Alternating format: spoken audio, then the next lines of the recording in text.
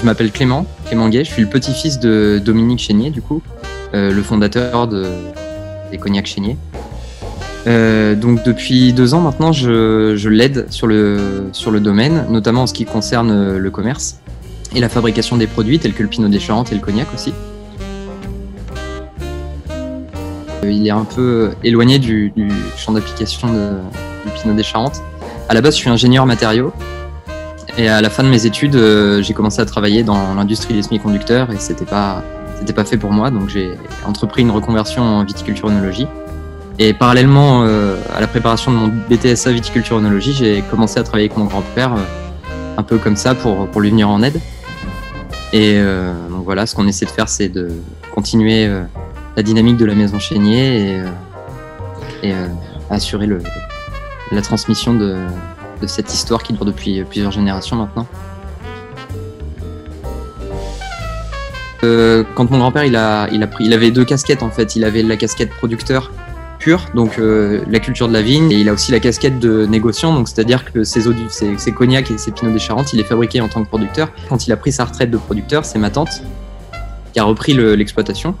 Et moi j'aide mon grand-père pour tout ce qui est fabrication à partir des vendanges en fait, et commercialisation. Donc ma tante assure plutôt la production, moi je suis plutôt en support sur le négoce. Le cognac et le pinot, en fait, peut-être comme tous les champs de l'agriculture, ça reste des produits avec une méthode de fabrication qui sont empiriques, qui sont telles quelles, en tout cas qui évoluent très lentement à chaque transmission d'exploitation ou de structure. Mais bon, les évolutions, c'est nécessaire pour rester à jour.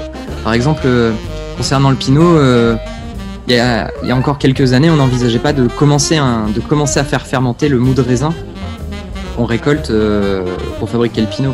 Et depuis quelques années maintenant, certains producteurs commencent une toute petite fermentation pour réduire le taux de sucre, ajouter un tout petit peu d'alcool, quelques degrés, ça va pas au-delà de 2 à 3 degrés. Et le pinot se fabrique avec du mou de raisin qui a commencé à fermenter. Et ça réduit le sucre, ça apporte de la fraîcheur, ça fait ressortir l'acidité. Ça, c'est quelque chose qu'on pourrait envisager de faire, qui n'est pas fait à l'heure actuelle.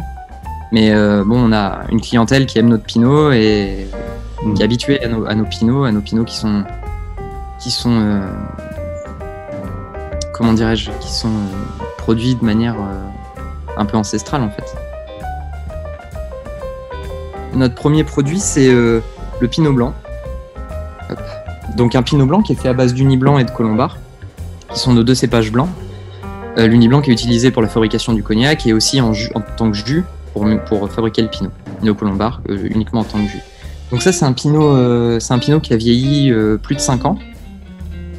Et c'est notre plus jeune pinot. En fait, la particularité de la maison Chénier, c'est qu'on propose des pinots qui sont relativement vieux, qui vont relativement vers le bois, vers quelque chose de mature et d'évolué.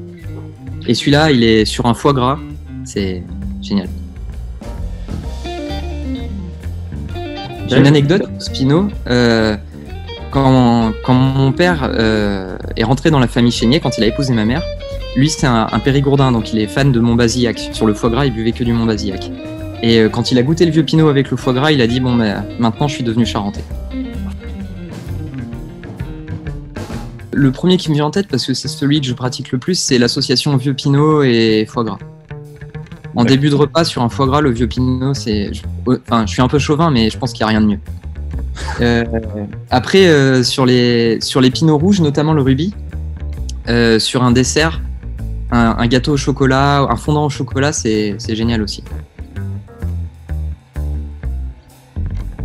Mais la Belgique, c'est le premier marché export du Pinot des Charentes, donc j'ai bien conscience de l'importance de ce marché et du fait que les Belges sont friands de Pinot.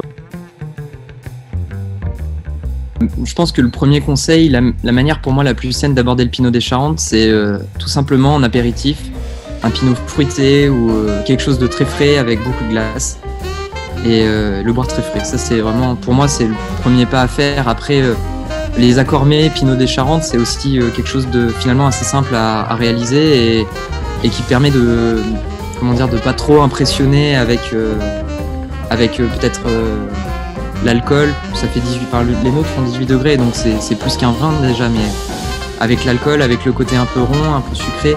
Je pense que l'accord mai Pinot des Charentes, c'est quelque chose de simple à réaliser.